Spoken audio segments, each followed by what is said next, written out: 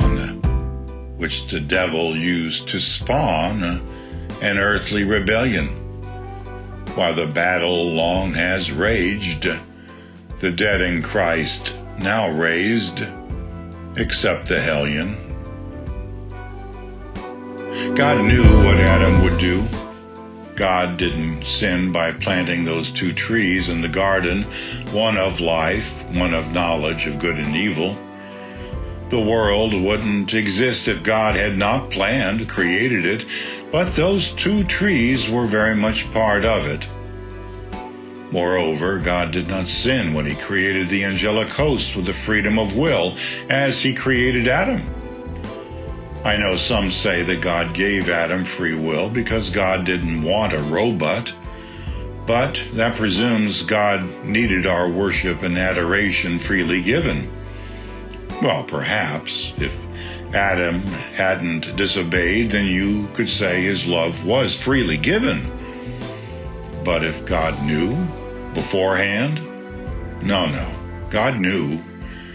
God knew what Adam would do. The way I see it, God is a God of love. The Bible tells us that.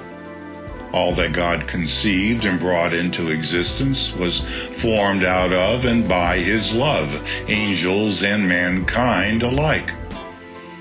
Love promotes freedom. So yes, even though he knew that Lucifer's and Adam's freedom would result in rebellion, he went ahead with his plan.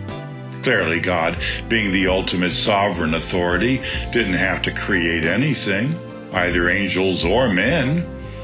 God is self-existent, self-glorifying. We cannot fathom his radiance and beauty. His self-love was all-sustaining. He doesn't need our love nor the love of the angels. Now, I mentioned that years ago when I met with pushback. My comment was received as making God appear vain, prideful. Some may still think so, but I stand by my claim. God created angels and men with a foreknowledge of what each would do before they did it, even as while we were yet sinners, Christ died for us. Adam was just a pawn to be used in Lucifer's intense hatred of God, and that battle has raged.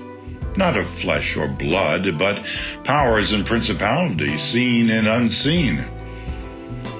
To that end, my dear friends, I pray that you come out of it raised. Don't be a cosmic pawn.